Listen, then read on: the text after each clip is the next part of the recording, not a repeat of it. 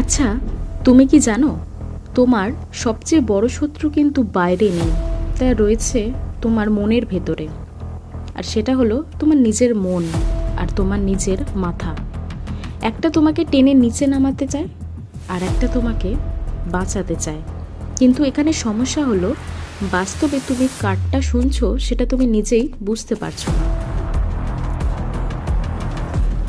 তোমার মাথার ভেতরে দুটো মানুষ থাকে, একটা তোমাকে স্ট্রংভাবে বানাতে চায় আর একটা চায় তুমি সারা জীবন দুর্বল হয়ে থাকো। এবার এখানে আসল ব্যাপারটা হলো এটাই যে তুমি যেটাকে নিজের বলে মনে করছো হয়তো সেটাই তোমার সবথেকে বড় শত্রুর কারণ। রাতে যখন তুমি একা থাকো সবচেয়ে বেশি তোমাকে কে হার্ট করে তুমি কি তা জানো? কেউ না, তা হলো তোমার নিজের মন। কিন্তু এখানেই আসবে মন আর মাথার সবচেয়ে জটিল একটা সম্পর্ক। কিন্তু তুমি যদি একটু বেশি ধৈর্য ধরে এই ভিডিওটা সম্পূর্ণ দেখো তাহলে বুঝতে পারবে মন আর মাথার সম্পর্কটা কতটা সহজ। আর তার ফলে তোমার চিন্তাভাবনা হয়ে উঠবে আরও প্রখর। যা কেউ সহজে ভাবতে পারে না তা তুমি দেখবে সহজেই ভাবতে পারছো। চ্যানেলে যারা নতুন এসেছো তারা অবশ্যই চ্যানেলটিকে সাবস্ক্রাইব করে বেল আইকনটা প্রেস করে রাখো, যাতে এরকম ইনফরমেটিভ ভিডিও সবার আগে তোমার কাছে পৌঁছে যায়। ভিডিওটা শুরু করছি। সবার প্রথমে জানতে হবে মন মানে কি। মন মানে হলো তোমার অনুভূতি, যাকে বলা হয় ইমোশন।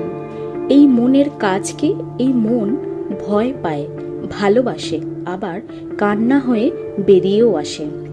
আর মাথা কি? মাথা হলো তোমার লজিক, যেটা হিসেব করে, প্ল্যান করে। এটাই হলো মাথার কাজ। সহজভাবে বললে মন বলে আমি পারবো না, আর মাথা বলে কেন পারবো না, চেষ্টা করব। কিন্তু 90% মানুষ ভুলটা কোথায় করে জানো?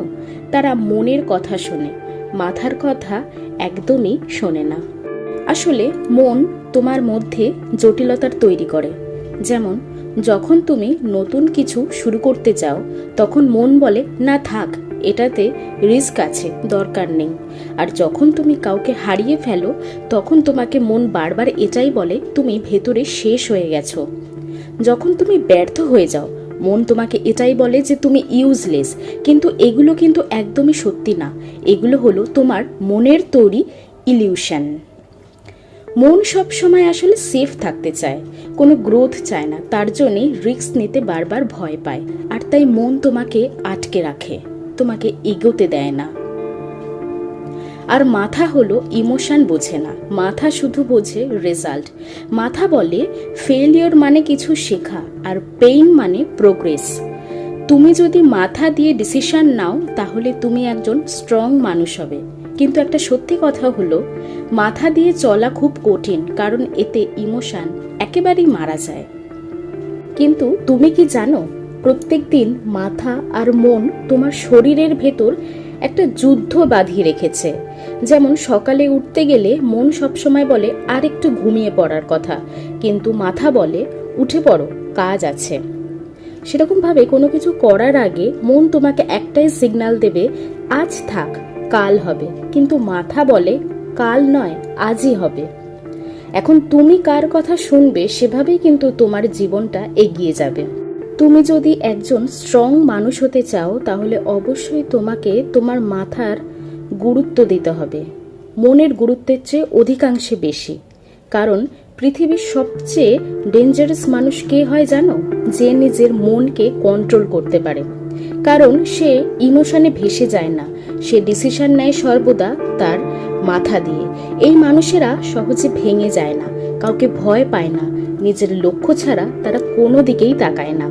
আর সোসাইটি এইসব মানুষদের ভয় পায়, কারণ তারা একদমই প্রেডিক্টেবল নয়। দেখো, তুমি যদি সর্বদা তোমার মনের কথা শোনো তাহলে তুমি জীবনে এগিয়ে যেতে খুব বেশি একটা পারবে না।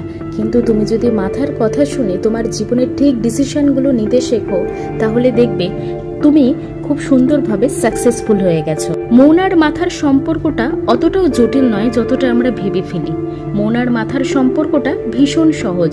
যখন দেখবে কোনো কিছু করবার আগে মন তোমাকে সায় দিচ্ছে না, তখন তুমি ভেবে নিও যে মন চাইছে না যে তুমি জীবনে এগিয়ে যাও। আর যখন দেখবে তুমি মাথা দিয়ে চিন্তা করছো, তার যুক্তি হিসাবে, তার লজিক হিসাবে ভাবতে পারছো, তখনই তুমি ভাববে যে তোমার মাথা চাইছে তুমি জীবনে অনেকটা এগিয়ে যাও। তবে তুমি কাকে বেছে নেবে সেটা কিন্তু তোমাকেই ডিসাইড করতে হবে। আমরা মানুষ, আমরা চাইলেও সবসময় সবটা মাথা দিয়ে ভাবতে পারি না, কারণ আমাদের প্রত্যেকটা পদে পদে ইমোশন জড়িয়ে থাকে, অর্থাৎ মনের একটা ভাব জড়িয়ে থাকে। তাই আমরা মাথা দিয়ে ভাববার আগেই মন দিয়ে ভাবা শুরু করে দিই। কিন্তু এখানে বক্তব্য হলো একটাই, মন দিয়ে ভাবলেও তোমাকে কখনো না কখনো মাথার আশ্রয় কিন্তু নিতেই হবে, সেটা শেষে হোক বা শুরুতে হোক। নয়তো তুমি বুঝতেই পারবে না জীবন তোমার কোন দিকে এগোচ্ছে, তুমি আদৌ এগোতে পারবে কিনা। সেটার জন্য তোমাকে অবশ্যই মাথার আশ্রয় নিতেই হবে। কিন্তু শেষে একটা কথা মনে রেখো, তোমার জীবনে যত যুদ্ধ আছে তার মধ্যে সবচেয়ে ভয়ঙ্কর যুদ্ধটা কিন্তু বাইরে নয়, তোমার মনের ভেতরেই। প্রত্যেক দিন তুমি নিজের সাথে লড়াই করছো, মন তোমাকে থামাতে চায় আর মাথা তোমাকে এগিয়ে নিয়ে যেতে চায়। আর এই যুদ্ধটা কিন্তু কেউ কখনো দেখে না, কিন্তু এই যুদ্ধের ফলেই তোমার ভবিষ্যৎ ঠিক হয়। তাহলে তুমি কি হারবে নাকি নিজের মনের উপরে কন্ট্রোল আনবে? মনে রেখো, যে নিজের মনকে জিততে পারে সে পুরো দুনিয়াকেই জিতে নিতে পারে। আজ থেকে ইমোশন না, ডিসিশন নাও, কমফোর্ট না, গ্রোথ বেছে নাও। কারণ তোমার মন যদি তোমাকে কন্ট্রোল করে তাহলে তুমি বুঝবে যে তুমি হেরে যাচ্ছ। কিন্তু তুমি যদি তোমার মনকে কন্ট্রোল করতে পারো তাহলে কেউই তোমাকে আর হারাতে পারবে না।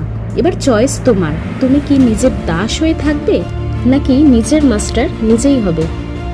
তুমি চাইলেই তোমার মনকে একটা কমফোর্ট জোন হিসাবে ব্যবহার করতে পারো, আবার চাইলেই তোমার মাথার বুদ্ধির সাহায্যে নিজেকে একটা পাওয়ারফুল মানুষ হিসাবে তৈরি করে নিতে পারো।